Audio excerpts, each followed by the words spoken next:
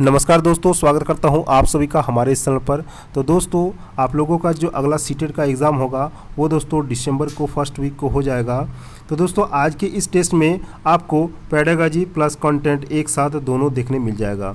तो जो इस चैनल पर पहली बार जुड़ रहे हैं दोस्तों, वो चैनल को और आगे तक बढ़ाएं ताकि और भी बच्चा सबको हेल्प मिल सके। तो चलिए दोस्तों, शुरू करते हैं पहला नंबर का सवाल से। बहुत ही इंपॉर्टेंट सवाल है दोस्तों कि बाला का पूर्ण रूप क्या है। What is the full form of BALA? Braille Aided Learning Assessment, Brain Aided Learning Assessment, Braille as Learning Aid या Building as Learning Aid।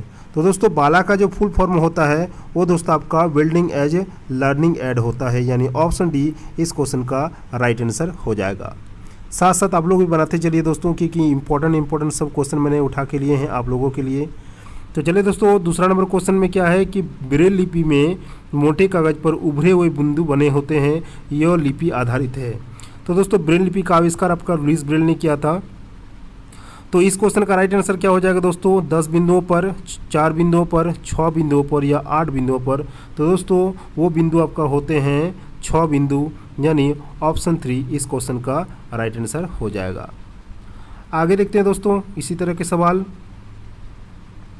Question में है कि एनसीईआरटी के पाठ्य पुस्तकों में पर्यावरण अध्ययन को उच्च प्राथमिकता और स्थान दिया गया है। ठीक है, तो ऑप्शन में है कि विषय की आधारभूत संकल्पनाओं की व्याख्या करने के लिए, चिंतन और विस्मय के लिए, शिक्षार्थियों को अवसर उपलब्ध कराने के लिए, तकनीकी शब्दावली की सटीक परिभाषाएं उपलब्ध कराने के लिए, या अधिक संख्या में अभ्यर्थी प्रश्नों को शामिल करने के लिए।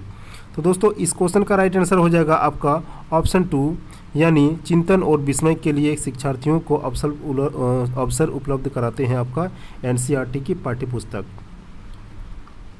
अगला क्वेश्चन है दोस्तों कि कांच के जार तथा बोतलों को उनमें आचार भरने से पूर्व सूर्य की धूप में उसे अच्छी तरह से सुखाया जाता है, ऐसा क्यों है? उनके तापमान में वृद्धि करने के लिए, उनसे धूल हटाने के लिए, नमी को पूर्णतः हटाने के लिए, या अचार को स्वादिष्ट बनाने के लिए। इस क्वेश्चन का राइट आंसर हो जाएगा दोस्तों ऑप्शन सी, यानी नमी को पूर्णतः हटाने के लिए।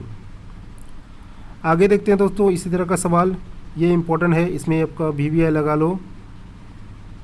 सवाल में है कि परिवार एक इकाई होता है जिसमें माँ, पिता, उनके 2 बच्चे होते हैं, सही बात है।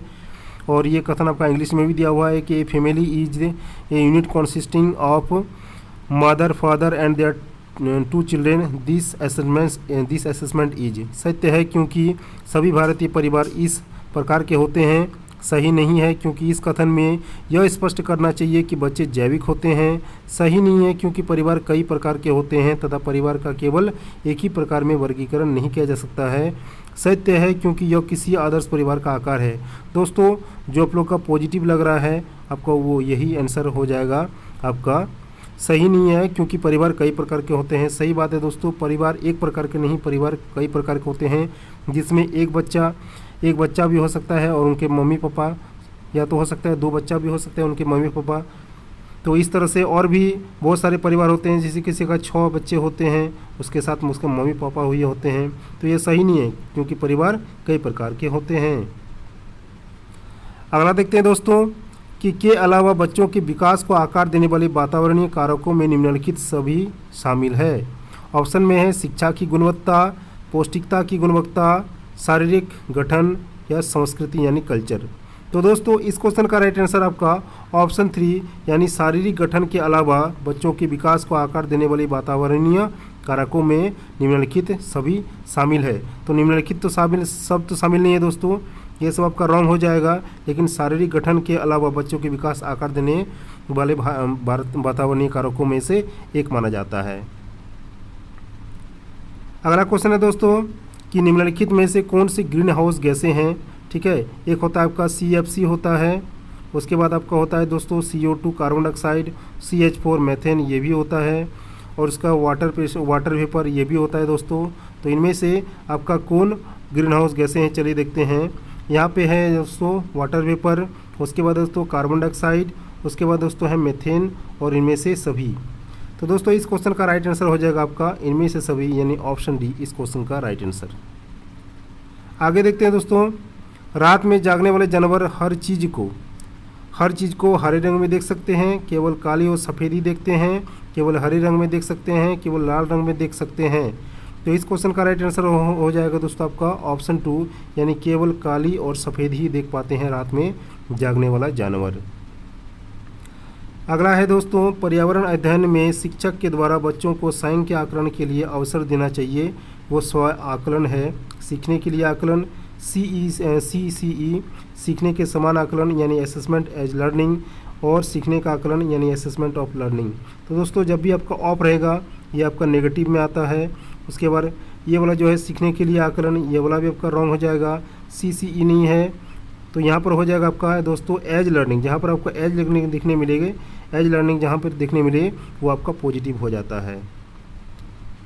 अगला है दोस्तों, यदि आप रेलगाड़ी द्वारा अहमदाबाद जाएं तो आपको रेलवे स्टेशन पर अधिकतर खाने वाले की कौन सी चीज़ें बेचते मिलेंगे। ऑप्शन में है ढोकला, चटनी, नींबू वाले चावल, छोले भटूरे तथा लस्सी, इडली चटनी तथा बड़ा चटनी, या पूरी साग तथा ठंडा दूध। तो दोस्तों इस क्वेश्चन का राइट आंसर हो जाएगा आपका ढोकला, चटनी और नींबू वाला चावल। ठीक है, तो अगर आप अहमदाबाद में रेलवे स्टेशन पर रहेंगे तो आपको यही सब खाने और देखने भी मिल जाएगा आपको, ढोकला, चटनी, नींबू वाले चावल। अगला देखते हैं दोस्तों, निम्नलिखित में से कौन सा एक प्रयोग करने संबंधी संकेतक का आकलन करने का सबसे उपयुक्त तरीका है। ऑप्शन में है चित्रपठन, सृजनात्मक लेखन, निर्देशन, या तो प्रदर्शन, या हस्तपरक विधि। तो दोस्तों इस क्वेश्चन का राइट आंसर हो जाएगा हैंड्स ऑन एक्टिविटी यानी हस्तपरक गतिविधि। अगला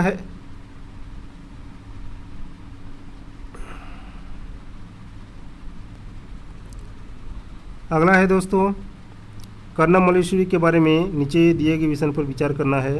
तो वो अंतर्राष्ट्रीय ख्याति प्राप्त भारोत्तोलक है, ये आपका राइट हो जाएगा। वो कर्नाटक की है दोस्तों, ये रॉन्ग है क्योंकि ये कर्नाटक की नहीं रहने वाली है।